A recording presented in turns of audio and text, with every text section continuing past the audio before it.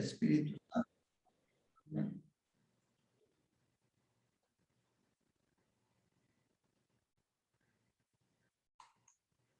Voy a leer el texto de Lucas 10, versos 38 al 42. Cuando iban de camino, Jesús entró en un pueblo y una mujer llamada Marta lo recibió en su casa. Marta tenía una hermana llamada María, que sentada junto a los pies de Jesús, escuchaba su palabra. Marta, que estaba muy ocupada sirviendo, se acercó a Jesús y le dijo: Señor, ¿no te preocupa que mi hermana me deje servir sola?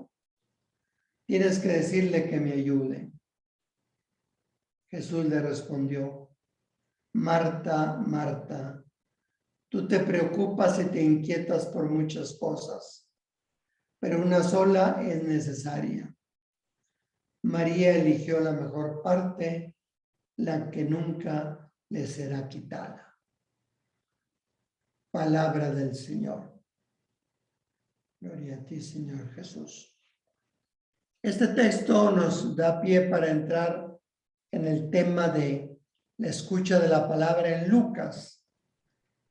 Jesús nos presenta el ejemplo de dos hermanas, una que cumple con el deber de hospitalidad, que era muy sagrado para ellos, un deber muy importante en los pueblos orientales, y otra mujer que está sentada a los pies de Jesús, escuchando su palabra.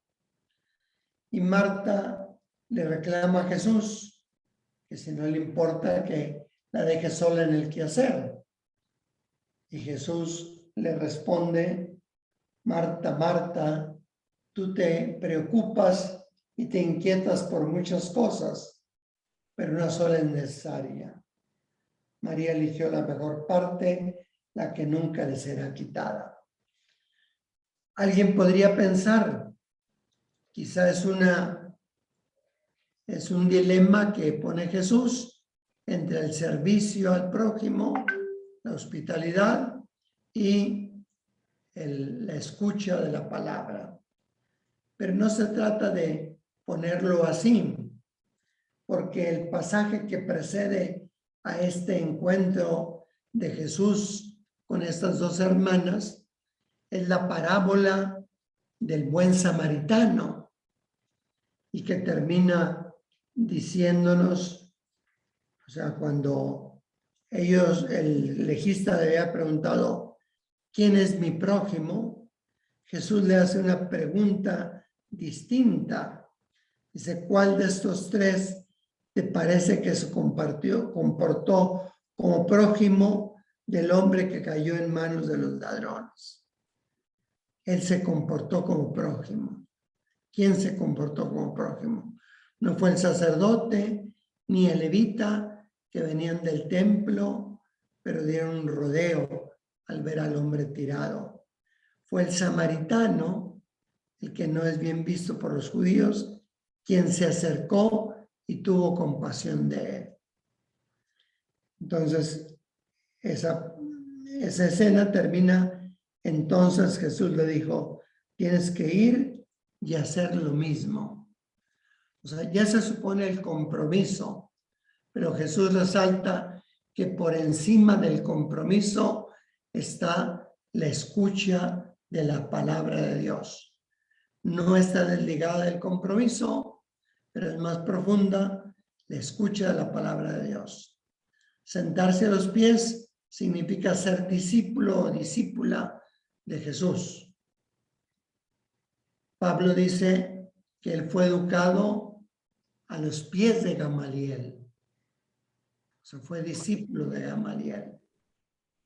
También después se nos presenta ahí en el capítulo 9 el endemoniado que nadie podía atar. Y sin embargo, una vez que Jesús expulsa el demonio, él, que andaba desnudo, que andaba que rompía cadenas y grillos, ahora está a los pies de Jesús escuchando su palabra. Entonces, la escucha de la palabra es algo importante y fundamental en Lucas. Vamos a ver pues, rápidamente algunos textos que hablan de todo esto. El primer punto que les señalo es: Jesús anuncia la buena noticia y predica la palabra. Son 5 puntos que voy a tratar ahí. Jesús es el evangelizador y el profeta, como lo vimos en la sesión de hace 15 días, cuando leíamos el texto de Jesús en la sinagoga de Nazaret. Jesús ha sido enviado para llevar la buena noticia a los pobres. Jesús es profeta, como lo fue Elías y Eliseo, un profeta universalista. Segundo, Jesús tiene que anunciar la buena noticia. Cuando quieren atrapar sus paisanos allí o en Cafarnaúm, quieren que se quede allí, Jesús les dice: tengo que anunciar a otros pueblos la buena nueva del reino. Jesús también, como tercer punto, habla o predica la palabra y la gente está escuchándolo, o habla y predica el reino de Dios. Después, como cuarto punto, es la palabra de Jesús, la palabra de Dios. Y por último, Jesús enseña. Vamos a ver algunos pasajes, algunos textos de estas líneas para entender mejor lo que significa el escuchar la palabra de Dios que presenta San Lucas. Jesús es evangelizador y profeta. Tomo la escena del capítulo 4 de la predicación en la sinagoga de Nazaret, cuando Jesús lee el pasaje de la Escritura: el Espíritu del Señor está sobre mí, porque me ha ungido para anunciar la buena nueva noticia a los pobres, para liberar a los cautivos, para sanar a los ciegos, para curar a los enfermos, para proclamar un año de gracia del Señor. Entonces, una de las cosas que hace Jesús es apropiarse el texto de Isaías 61. El Espíritu del Señor está sobre mí, porque me ha ungido para anunciar la buena noticia a los pobres.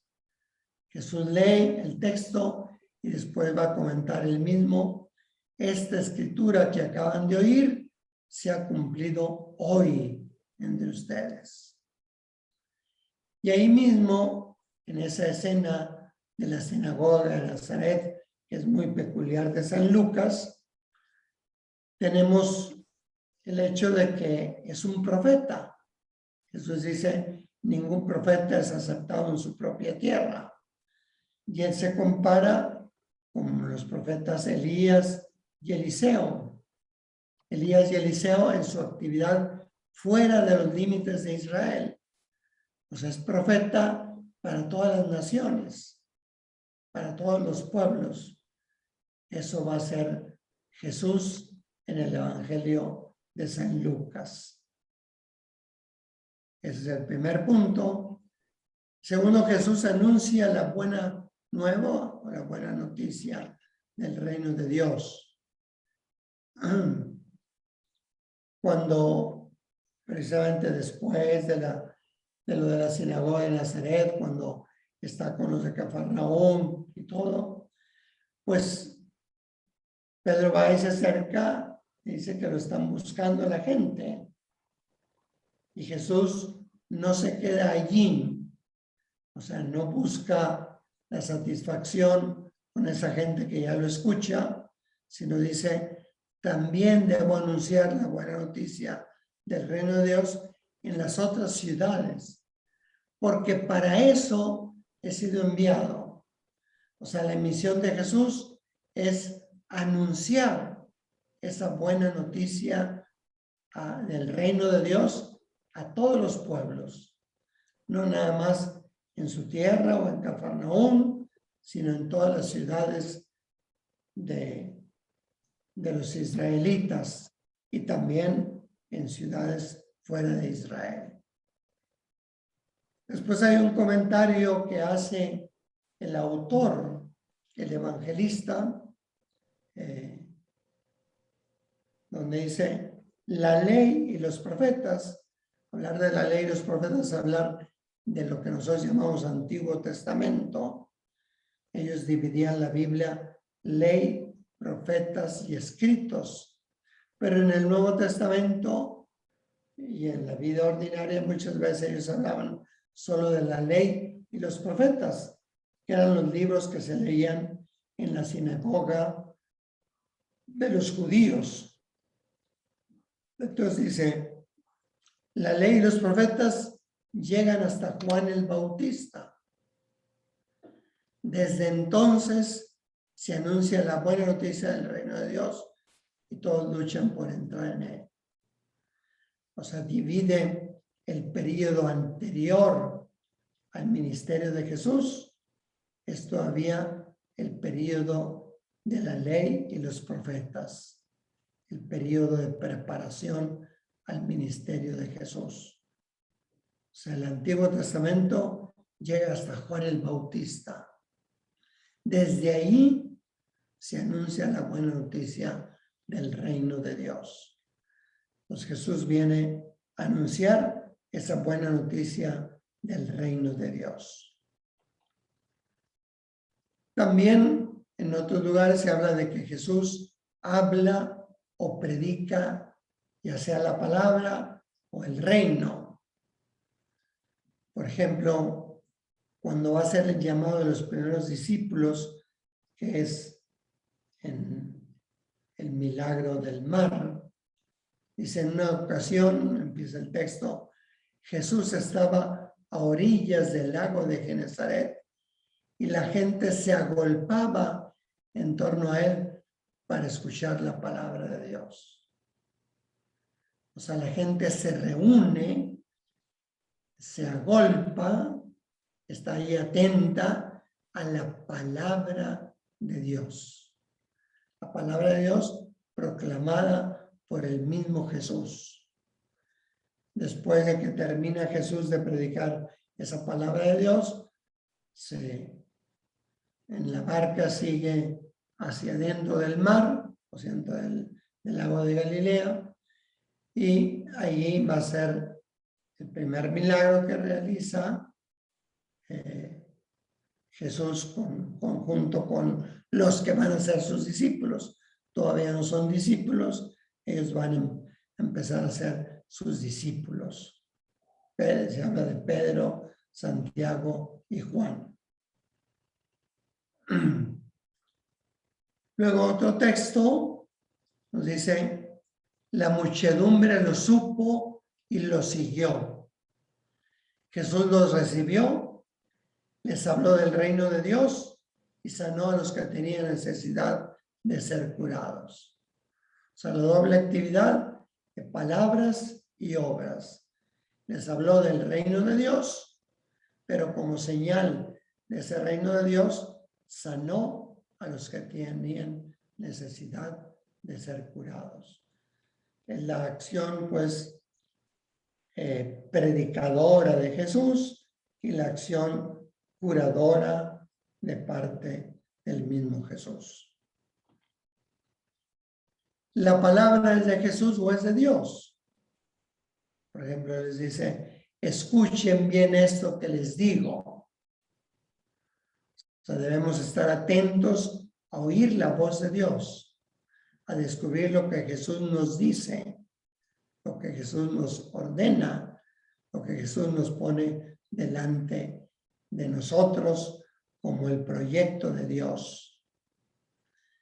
Y ya escuchamos el texto, María está sentada junto a los pies de Jesús y escuchaba su palabra. Está en la actitud de la discípula o del discípulo sentada a los pies de Jesús para escuchar su palabra. Entonces, es una discípula, María, la hermana de Marta, María de Betania, probablemente la hermana también de Lázaro. Y por último, Jesús enseña. Se nos dice, por ejemplo, Jesús enseñaba en las sinagogas de ellos y era elogiado por todos. Esto es lo que se llama un sumario, un resumen de la actividad de Jesús, que San Lucas lo pone aún antes de proclamar el ministerio específico de Jesús. Al leer en la sinagoga de Nazaret el texto de Isaías, antes de eso nos dice, Jesús enseñaba en las sinagogas de ellos, de los judíos, y era elogiado por todos. O en otro texto, otro sábado, Jesús entró en la sinagoga y enseñaba. O sea, la enseñanza de Jesús es importante en las sinagogas, como después era bien importante la enseñanza en el templo cuando llega a Jerusalén. Es el primer apartado que hemos mencionado.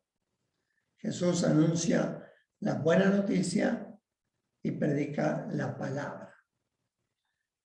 El segundo apartado es Jesús llama a la escucha de la palabra de Dios.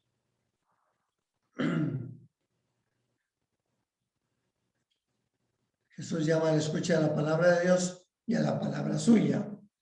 4 aspectos quiero mencionar, 3 tomados del Evangelio de Lucas y 1 de los Hechos de los Apóstoles, que también fue escrito por el mismo autor del tercer Evangelio, que suponemos sea Lucas.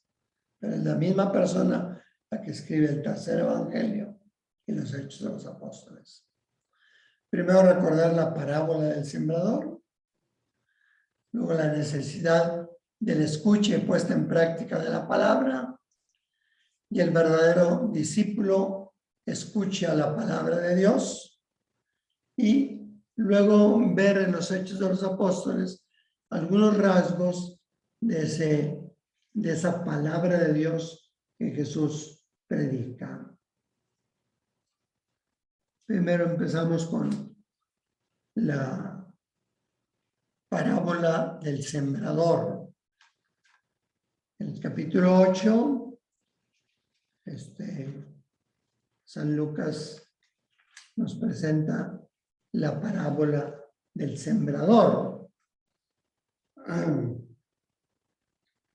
Dice al principio, después de esto Jesús recorría ciudades y pueblos predicando y anunciando el reino de Dios.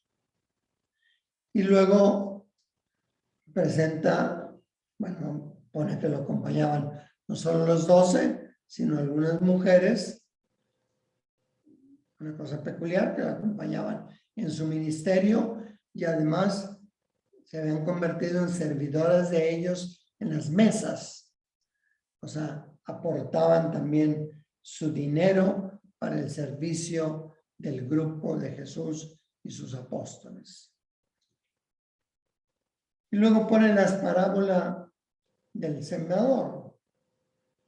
Dice, el sembrador salió a sembrar su semilla. Al sembrarla, una parte cayó junto al camino, donde fue pisoteada y los pájaros del cielo se la comieron. Otra cayó sobre piedra y cuando brotó se secó porque no tenía humedad. Otra parte cayó en medio de espinas y cuando éstas crecieron, ahogaron la semilla. Otra cayó en tierra buena y cuando brotó, produjo fruto al 100 por 1. Después de decir esto, Jesús exclamó, quien tenga oídos para escuchar, que entienda. Entonces, se dan esas 3 clases de semilla. La semilla que cae en el camino, que se pierde. cayeron junto al camino son los que han escuchado, pero enseguida viene el diablo y les arrebata la palabra de su corazón. Aquellos en los que las semillas cayeron sobre piedra son los que reciben esa palabra con alegría cuando la escuchan, pero no tienen raíz, de modo que creen por un tiempo, pero en cuanto llega el momento de la prueba se alejan. La semilla que cayó entre las espinas son los que han escuchado, pero se ahogan con las preocupaciones, las riquezas y los placeres de la vida y no dan fruto. La semilla que cayó en tierra fértil son aquellos que escuchan la palabra con un corazón bien dispuesto y bueno, la conservan y dan fruto con constancia. Entonces, la semilla que cayó en tierra fértil son aquellos que escuchan la palabra con un corazón bien dispuesto y bueno, la conservan y dan fruto con constancia. Luego en los capítulos anteriores, en el capítulo 6, al final nos presenta las dos posibilidades de escuchar la palabra, pero no dar fruto, o de escuchar y dar fruto. Dice, ¿por qué me dicen, sí, Señor, pero no hacen lo que yo les digo? Les voy a decir a quién se parece aquel que viene a mí, que escucha mis palabras y las pone en práctica. Se parece a un hombre que para construir una casa cavó profundamente y puso el cimiento sobre la roca. Cuando creció el río, el agua golpeó con fuerza contra la casa, pero no pudo sacudirla porque estaba bien cimentada. Al contrario, el que escucha las palabras pero no las pone en práctica, se parece a un hombre que construye su casa sobre la tierra, pero no cava para poner cimientos. O sea, no pone cimientos, entonces pues se la lleva la construcción, la tempestad, la tormenta se las lleva. Entonces necesitamos no solo escuchar la palabra, sino ponerla en práctica, vivirla de acuerdo a eso, para realmente que nos sirva a nosotros. El verdadero discípulo es el que escucha la palabra y la pone en práctica. Ya vimos desde el principio lo de María, hermana de Marta. Marta cumple con un deber de hospitalidad, pero María escucha la palabra. María ha elegido la mejor parte que nunca le será quitada, dice Jesús. Ya les decía que el texto anterior a lo de Marta y María es la parábola del buen samaritano. Pues ya se supone el compromiso en servir, el compromiso en hacernos prójimos del necesitado. Pero Jesús nos dice, por encima de todo esto está la escucha de la palabra de Dios.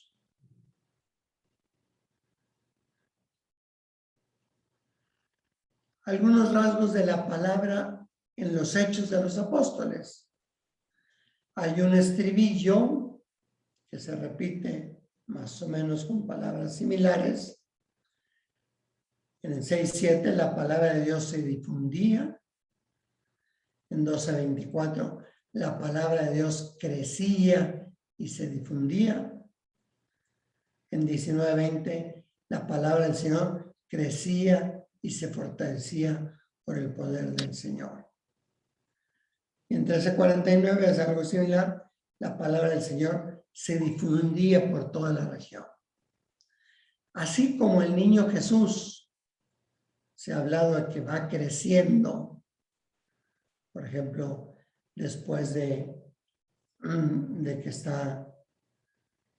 es presentado en el templo, se dice que el niño va creciendo, o después de que se pierde en el templo, en enseñando a los doctores de la ley, haciéndoles preguntas, pues se nos dice que va creciendo el niño. Ahora lo que crece es la palabra de Dios. ¿En qué sentido crece? Pues crece el número de los que aceptan esa palabra de Dios. Crece el número de aquellos que se adhieren a la palabra de Dios. Pero San Lucas lo personifica en la palabra de Dios crecía. Es un poco similar a lo que dice San Pablo en la segunda carta a Timoteo, capítulo 2, cuando habla, yo estoy encadenado, pero la palabra de Dios no está encadenada. O sea, la palabra de Dios sigue su curso. La palabra de Dios crece, se difunde, se fortalece, se difunde por toda la región. Entonces, es un dato que nos presenta el mismo autor del Evangelio en los Hechos de los Apóstoles, el estribillo ese del crecimiento de la palabra de Dios. Después se presentan algunos rasgos de esa palabra en los Hechos. Por ejemplo, algunos otros rasgos. Es el primero, el crecimiento. El otro es la personificación de la palabra. En el discurso que realiza Pedro en la casa de Cornelio, nos dice él, Dios envió su palabra anunciando a los israelitas la buena noticia de la paz por medio de Jesucristo, que es el Señor de todos. O sea, Dios envió su palabra, o sea, envió a Jesucristo, que anuncia la buena noticia de la paz por medio de Cristo, que es el Señor de todos. Entonces, su palabra está personificada en la persona de Jesús. La palabra, por ejemplo, es objeto de alabanza. Cuando los paganos oyeron esto, es decir, aquello que Pablo acaba de decir en la sinagoga de Antioquía de Pisidia, de que ya que ustedes no quisieron, dice a los judíos, ya que ustedes no quisieron oír la palabra, ahora nos volvemos a los gentiles, a los paganos. Y entonces dice, cuando oyeron esto, los paganos se alegraron y no cesaban de alabar la palabra del Señor. Luego, en el capítulo 20, en el discurso que hace Pablo a los presbíteros de Éfeso en Mileto, hay un momento donde podríamos decir, esperaríamos que Pablo hubiera dicho, ahora les encomiendo a ustedes la palabra de Dios para que la prediquen. Y Pablo no hace eso. Dice, ahora los encomiendo a ustedes, los presbíteros, a Dios y a la palabra de su gracia, que tiene poder de edificar y de ser los partícipes de la herencia divina con todos los santificados. O sea, los encomienda a la palabra de su gracia. No les encomienda la palabra de su gracia. No les encomienda que prediquen ellos, sino él encomienda a los presbíteros a la palabra de Dios, que es una palabra de gracia, que tiene poder de edificar, es decir, poder de construir la comunidad. Es eficaz en esa capacidad de engendrar la comunidad y de hacerlos partícipes de la herencia divina con todos los santificados. Significa también detener la gracia que estaba reservada a los judíos y que ahora se extiende a los gentiles, de hacerlos partícipes de la herencia divina con todos los santificados. Entonces, no solo ellos tienen la encomienda de ser testigos de la palabra de Cristo en Jerusalén, en Judea, en Samaria, hasta los confines de la tierra, sino Pablo los encomienda a ellos que deben predicar la palabra de Dios, los encomienda a la palabra de su gracia, que es capaz de construir la comunidad, de edificar el edificio de la comunidad y de hacerlos partícipes de la herencia divina con todos los santificados, de participar judíos y gentiles de las gracias de Dios. Son algunos rasgos que presenta el libro de los Hechos de los Apóstoles en torno a la palabra de Dios. Otro aspecto también importante es que Jesús explica, interpreta y actualiza las Escrituras. Ya lo vimos en la sinagoga de Nazaret, después de que he leído el texto de Isaías 61, el Espíritu del Señor está sobre mí, porque me ha enviado a evangelizar, etcétera, anunciar la buena noticia. Dice al final, enrolló el volumen, lo entregó al encargado y les dijo, y es como la breve homilía que hace Jesús, una homilía sustancial. Esta lectura que acaban de oír se ha cumplido hoy. O sea, hoy es el cumplimiento de la Escritura, de las profecías, de la profecía del evangelizador de buenas noticias. Hoy se ha cumplido en ustedes. O sea, entonces, el pueblo está llamado a escuchar la palabra que se cumple, no solo que anuncia, sino que ahora se realiza en plenitud. Con los discípulos de Maús, pues también les hace ver, primero, qué torpes son para entender. Cómo les cuesta creer todo lo que anunciaron los profetas. Dice, ¿acaso el Mesías no debía padecer todo esto para entrar en su gloria? Y comenzando por Moisés y todos los profetas, les explicó todo lo que en las Escrituras se refería a él. Les explicó, usa la palabra hermeneuesen, o sea, de ahí viene la palabra hermenéutica. Jesús explica todo lo que estaba en las Escrituras y todo lo que se refería a él.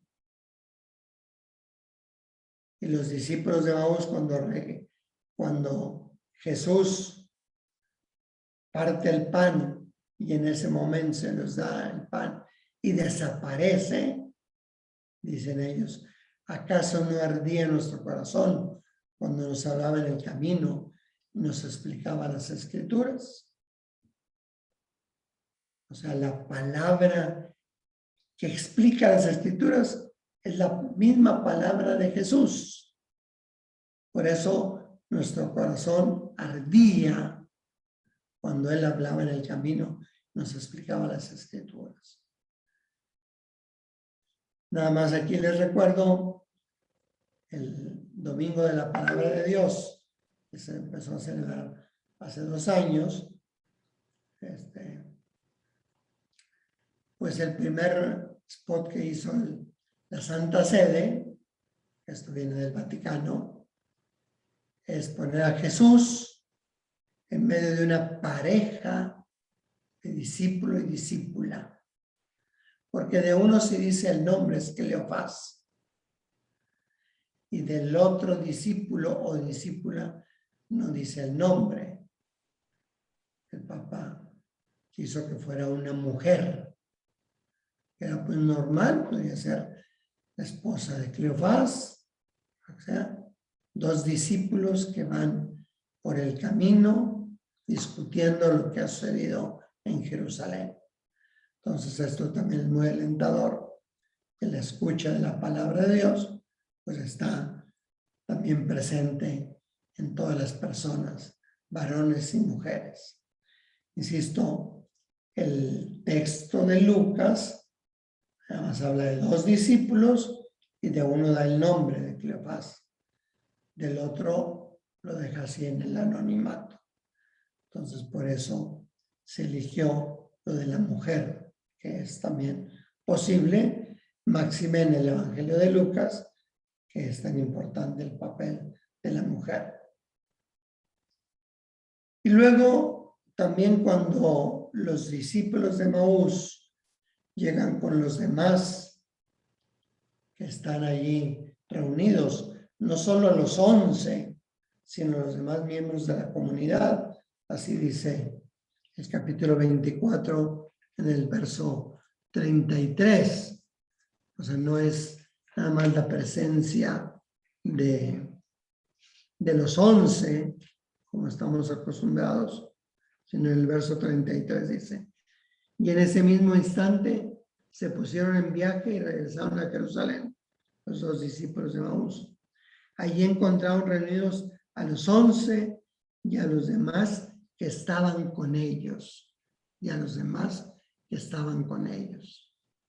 Y acuérdense que algo similar es en los Hechos de los Apóstoles, el capítulo 1, cuando se habla de aguardar la presencia del Espíritu, pues también están no solo los 12, sino también está María, los 11, sino está María con ellos también. Y entonces regresaron a Jerusalén desde el monte llamado de los Olivos, una distancia como la que se puede recorrer en un día de sábado. Entraron a la ciudad y subieron al piso alto donde se llamaban Pedro, Juan, Santiago, Andrés, Felipe, Santiago, Felipe, Tomás, Bartolomé, Mateo, Santiago, el hijo de Alfeo, Simón el celote y Judas el hijo de Santiago. Todos ellos perseveraban unidos en oración con algunas mujeres, con María, la madre de Jesús, y sus hermanos. Entonces Lucas siempre incluye a las mujeres. Bueno, y cuando Jesús se hace presente, Jesús les dice: esto es lo que les dije cuando todavía estaba con ustedes, que se debía cumplir todo lo que está escrito acerca de mí en la ley de Moisés, en los profetas y en los salmos. La ley de Moisés, los profetas, nosotros decimos hoy día los escritos. San Lucas habla de los salmos, que es un libro por excelencia de los escritos. Entonces les abrió la inteligencia para que pudieran entender las escrituras.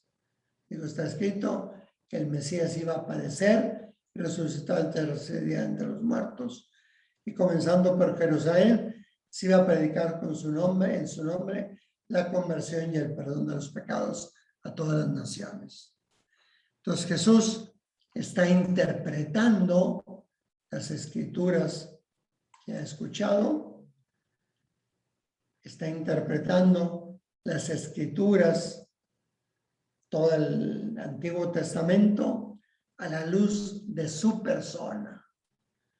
Y esto es lo que hará también Felipe con el eunuco, cuando en los Hechos de los Apóstoles, en el capítulo 8, se encuentra que el Espíritu arrebata a Felipe y lo pone ahí junto al carro, y Felipe le pregunta al eunuco: ¿entiendes lo que vas leyendo? Dice: ¿cómo voy a entenderlo si nadie me hace de guía? Y dice, el pasaje que iba leyendo era: como oveja fui al matadero, etc. O sea, el texto de Isaías 53, en parte del cuarto cántico del siervo de Yahvé. Y entonces nos dice, Felipe le pregunta: ¿entiendes esto? Y él dijo: ¿cómo lo va a entender si nadie me seguía?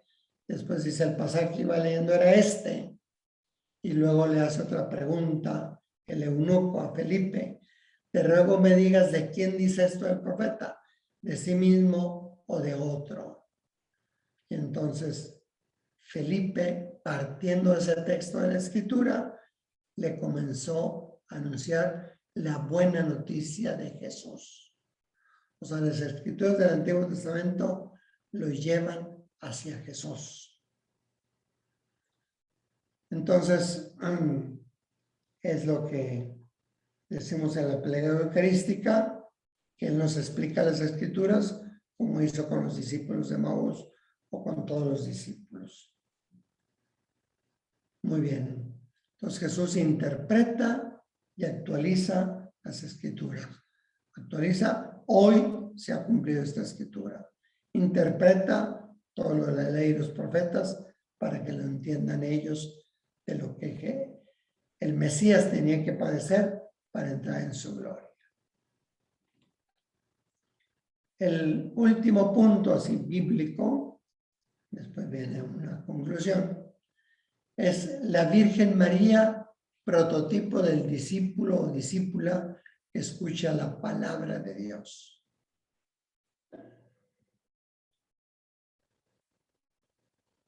María escucha y medita la palabra, el auténtico elogio de María, y María, prototipo del discípulo. Son los tres aspectos que voy a tocar. Primero, María escucha y medita, discierne la palabra. En los relatos de la infancia, en el capítulo 2, en el verso 19, verso 51, nos va presentando a María como la mujer que discierne la palabra y descubre la palabra de Dios en los acontecimientos. Dice, María conservaba todas estas cosas y las meditaba en su corazón. ¿Qué son todas esas cosas? Pues el nacimiento de Jesús, las palabras que los pastores comunican de parte de los ángeles. María va conservando esas cosas y meditándolas en su corazón. Va haciendo suya la palabra de Dios. Y después, casi al final del capítulo 2, de los relatos de la infancia, se nos dice cuando Jesús se había perdido en el templo, la Virgen María le había dicho, ¿por qué nos haces esto, hijo? Nosotros te buscábamos con angustia. Y Jesús responde, ¿no sabían que debo ocuparme de las cosas de mi Padre? Y nos dice inmediatamente el evangelista, pero ellos no comprendieron la respuesta de Jesús. Y por eso su madre guardaba cuidadosamente todos estos sucesos en su corazón. No solo son palabras, sino son acontecimientos. Palabras y acontecimientos pueden ser. Entonces María es la mujer que escucha, discierne, medita la palabra de Dios en los acontecimientos, en las palabras y en los hechos que van sucediendo.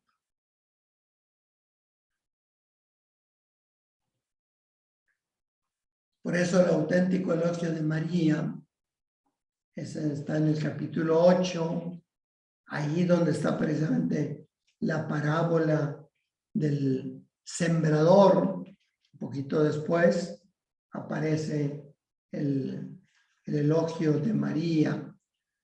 Le dicen, es una escena que está en los sinópticos, pero que tiene su matiz peculiar en San Lucas.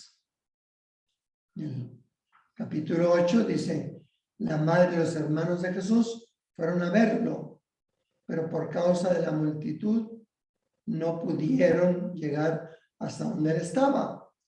Le avisaron entonces a Jesús, tu madre y tus hermanos están afuera y quieren verte. Le respondió, mi madre y mis hermanos son los que escuchan la palabra de Dios y la ponen en práctica. O sea, esos son su madre y sus hermanos, los que escuchan la palabra de Dios y la ponen en práctica. Aquí es interesante porque en Mateo y en Marcos, Mateo dice, el que cumple la voluntad de mi Padre.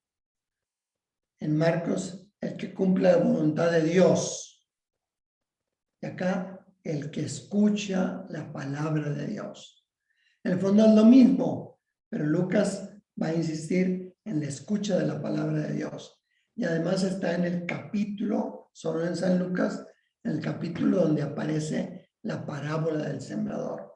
Ahí vemos a María, la mujer que oye y pone en práctica la palabra de Dios. Y también en el capítulo 11, es un texto único de San Lucas, dice, mientras Jesús decía estas cosas, una mujer que estaba entre la multitud levantó la voz y le dijo, dichoso el vientre que te llevó y los pechos que te amamantaron. Pero él contestó, mucho más dichosos son los que escuchan la palabra de Dios y la guardan. Vamos a decir que en San Lucas es muy claro y en los evangelios es muy claro que lo más importante de María no es tanto el haber engendrado físicamente a Jesús, sino haber engendrado en su corazón a Jesús, haber sido discípula de Jesús en su corazón, en su vida. Entonces no es lo fundamental el aspecto de la maternidad de María, maternidad biológica, sino la maternidad que surge del corazón de la mujer que escucha y pone en práctica la palabra de Dios.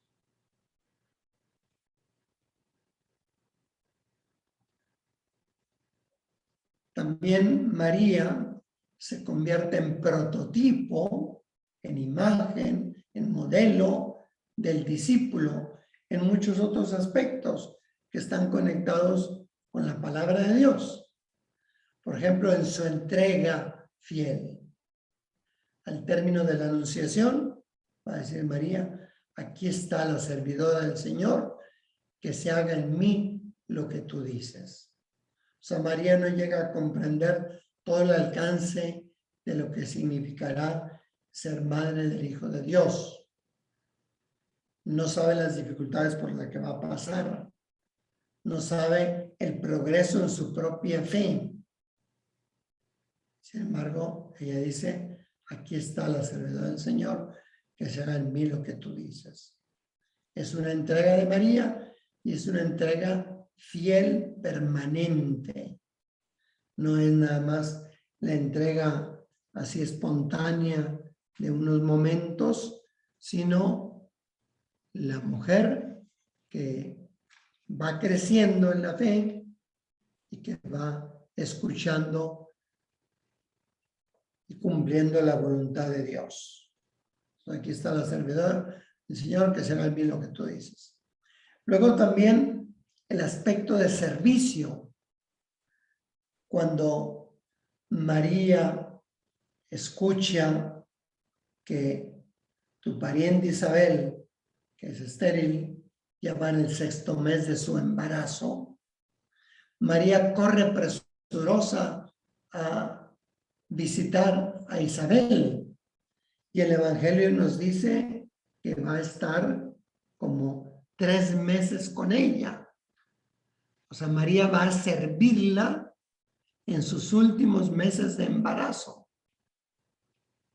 Es un servicio humilde, sencillo, no aparatoso, no sale publicado en los periódicos, salió publicado por San Lucas, eso sí, pero María hace esto, ponerse al servicio de su pariente Isabel, preocuparse del prójimo. Y esto se deduce pues porque dice que duró ahí como 3 meses.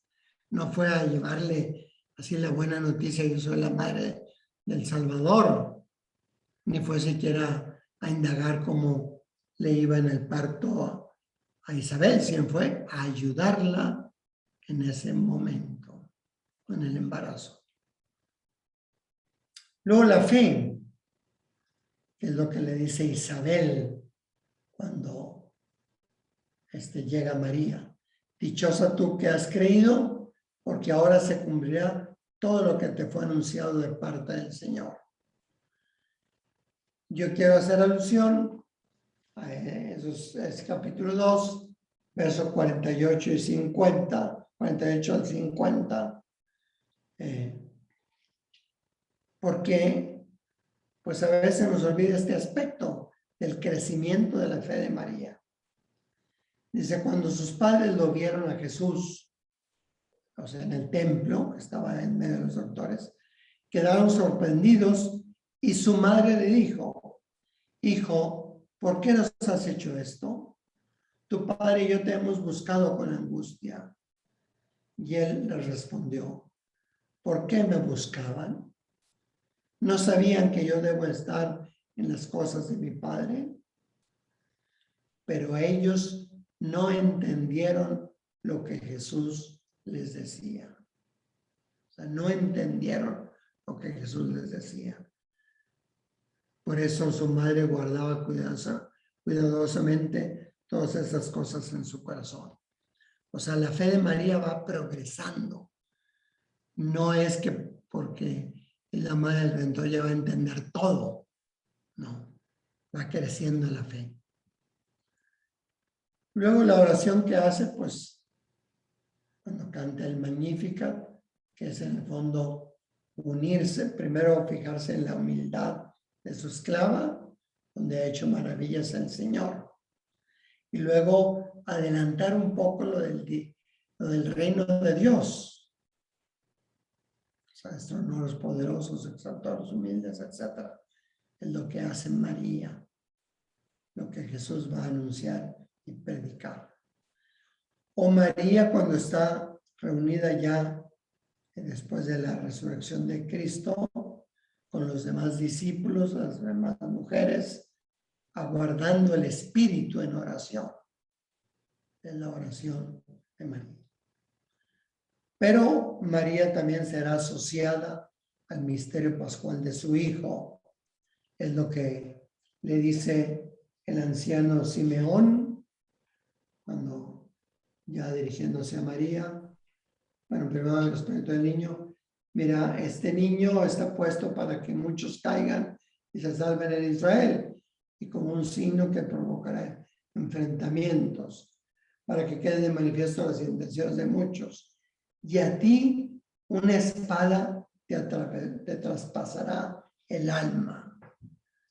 Y bueno, pues después vemos en el Evangelio de San Juan, pues el Evangelio de San Lucas, que es el único que nos presenta a María junto a la cruz de Cristo. María está junto a la cruz de Cristo y allí va a recibir el encargo también de ser madre de todos los creyentes. Entonces ahí tenemos unos rasgos de María, prototipo del discípulo. Repercusión de nuestra vida de seguimiento a Jesús.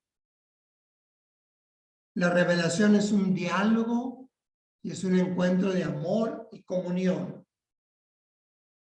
O sea, Dios habla desde su amor, Dios invita a participar de su propia vida.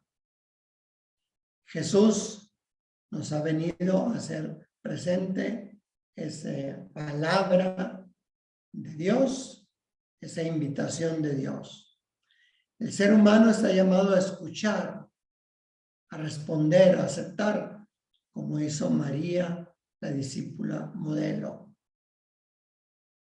María escuchó, aceptó la voluntad del Padre y durante toda la vida fue cumpliendo esa voluntad que se iba presentando de manera a veces diferente a lo que ella se podía haber imaginado.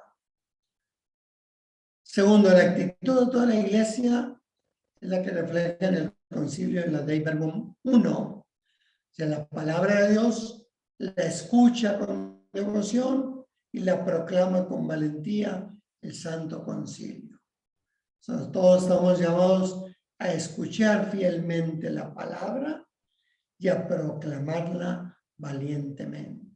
Todos somos oyentes y testigos de la palabra. Somos seguidores de Cristo y somos misioneros. en la escucha de su palabra. En la escucha, discernimiento e interpretación de la multiforme palabra de Dios y de las Escrituras, dejarnos conducir por el Espíritu de Jesús, intérprete y plenitud de la palabra del Padre. O sea, nosotros tenemos que escuchar, discernir en nuestro corazón qué es lo que Dios nos está pidiendo en cada momento, interpretar la palabra de Dios en cada situación, como María escuchó, puso en práctica la palabra. Es la multiforme palabra de Dios, no solo en las Escrituras, sino también en el hermano, en los acontecimientos, en la creación. Dejarnos conducir por el Espíritu de Jesús, que es intérprete y plenitud de la palabra del Padre. Pues de esta manera terminamos este tema de la escucha de la palabra de Dios. Si hay alguna pregunta, alguna aclaración que yo pueda responder, pues con todo gusto lo hago.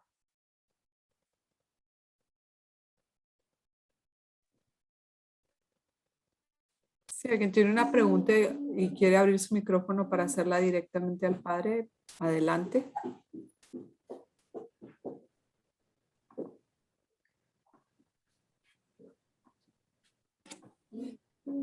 Nada más un comentario, ya se lo había hecho yo al padre, aparte. Cuando tuvimos la semana bíblica, vino un fraile, que no recuerdo ahorita el nombre, a darnos la plática. Y él hizo un comentario sobre la Virgen María, sobre el ir a ayudar a Isabel, siempre nos lo han presentado como una actitud de servicio de la Virgen. Y él dio a entender, pues lo dijo claramente, que iba a ver si era cierto. O sea, a ver si era cierto lo que le había dicho el ángel.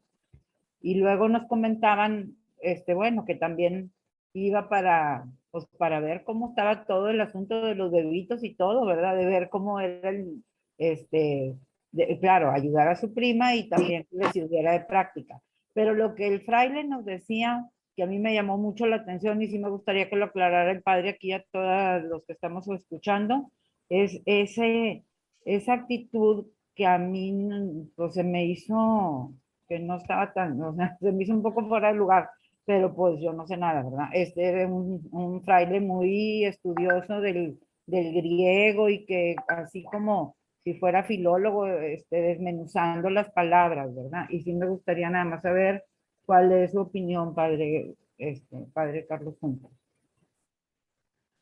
Bueno, yo creo, en base a lo que dice el texto, lo primero que María va a servir y el inicio muy claro es empieza lo de la visitación en el verso 39 y termina en el verso 56. Y el verso 56 es clave, yo pienso, para entender a qué fue María. María se quedó con Isabel unos 3 meses y después volvió a su casa. Es cierto que Lucas ya no pone la presencia de María en el nacimiento de Juan el Bautista, pero es por su técnica, una técnica que llaman de eliminación. Ya eliminó a María, pero a la vez dijo que duró 3 meses ayudando, con su pariente Isabel. Entonces, si está 3 meses, pues quiere decir que va más que todo a acompañarla, a servirla en sus necesidades. No, siempre, como catequista, digo, a los niños siempre les hemos puesto, así como usted nos puso ahorita la fe, la actitud de servicio, ¿verdad? En fin. Y siempre el ejemplo de la actitud de servicio es cómo María corre a ayudar a su prima Isabel. A mí lo que me llamó la atención fue que este fraile destacara como que fue a ver si era cierto que lo que le decía el ángel, no, pues bueno. Pero eso sí, pues es lo que siempre nos han dicho, ¿no? La actitud de servicio. Bueno, Pati, no sé, tú estuviste en la semana bíblica, me imagino, no, digo, abre tu micrófono para oír porque no lo tienes apagado, no sé qué escuchaste tú. Sí, estuve, pero pues yo pues a ese comentario hago caso omiso porque el mensaje es de servicio de la Virgen que en su humildad y en su situación que estaba, ya que ya estaba embarazada, fue aún así a ayudar a su prima Isabel. Claro, claro. Ya lo demás se me hace como que fuera de contexto. Ah, sí, muy bien. Bueno, muchas gracias, Pati. En mi humilde opinión, yo creo que fue por el estilo, el modo de presentar el padre las clases o los temas, porque como que de alguna manera lo noveló, lo volvió un relato para escudriñar un poquito más todas las cosas, todas las posibilidades, no precisamente, yo no lo percibí como un descartar, sino como un agregar. Ella, la jovencita, la niñita que estaba ante esta gran verdad, pues iba también con su prima Isabel, que esperaba que también en ese sentido la orientara humanamente, ¿verdad? Pero, Muy bien, pues, Gaby. no sé, yo no lo percibí así, ¿verdad? Pero bueno. Ok. Padre, hay una pregunta en el chat que la hace Paco Cantú. Dice, ¿existe la posibilidad de que el segundo discípulo de Emaús fuera el propio San Lucas? Pues eso sí es más difícil porque San Lucas era un gentil, era un pagano. Entonces, probablemente todavía en ese tiempo no estaría convertido San Lucas, ¿no? Vamos a poner que fue Lucas un gentil, un griego. Entonces, pues es más difícil que en ese momento lo hubiera acompañado a Jesús, ¿verdad? En todo su ministerio. Pero bueno, pues siempre quedará como interrogante. El hecho es de que solo mencionan el nombre de uno de los discípulos, Cleofás. Entonces yo digo, eso otro da pie a ese, pues que sacó el Vaticano de poner a una mujer, pero tampoco es que era una mujer, no podemos saber. Pero de Lucas sí se me hace más difícil porque la conversión pues debió haber sido posterior, creo yo. Oiga, padre, bueno, que ya no es de exactamente de este capítulo, ¿verdad? Pero en la última cena habrá habido mujeres también. Es decir, los sinópticos hablan de los 12, nada más. Ok. Por ejemplo, el libro de Pagola dice que probablemente estuvieron mujeres. Y pues sí, es probable, pero nada más aclarar, los 3 sinópticos mencionan nada más a los 12 en la última cena. Que haya posibilidad de que estuvieran, pues también nomás dar el dato bíblico primero y luego pues decir, a lo mejor podría interpretarse que hubiera mujeres. Sobre todo si era una cena de tinte pascual, aunque no fuera exactamente por la Pascua, pues de tinte pascual era toda la familia. Nada más, insisto, Mateo, Marcos y Lucas hablan de los 12 presentes ahí. Pero no, pues no tendría yo ninguna objeción para pensar que también hubiera mujeres. Nada más, insisto, aclarar que en los evangelios sinópticos no aparece ese dato.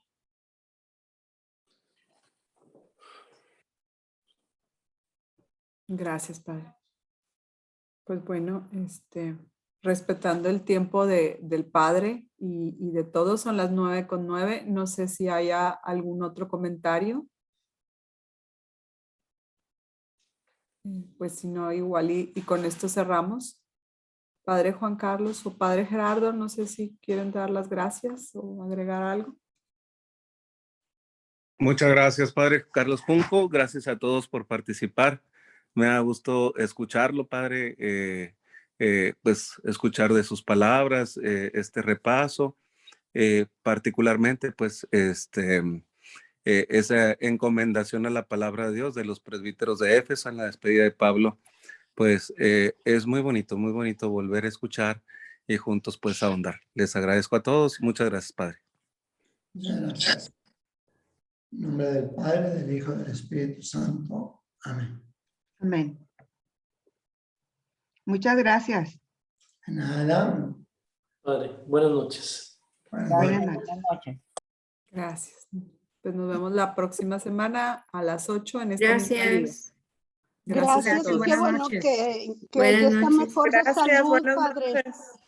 ¿Mande? Nos vemos Qué primero, bueno. Dios. Que qué bueno que está mejor de salud. Gracias, muy amable. Sí, cuídese mucho. Está en Gracias. nuestras oraciones, Padre. Ándele, me encomiendo.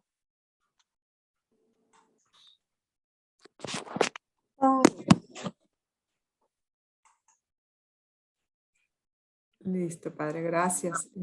Gracias, que Dios bendiga. Que pase muy buena noche y que siga Gracias. mucho mejor.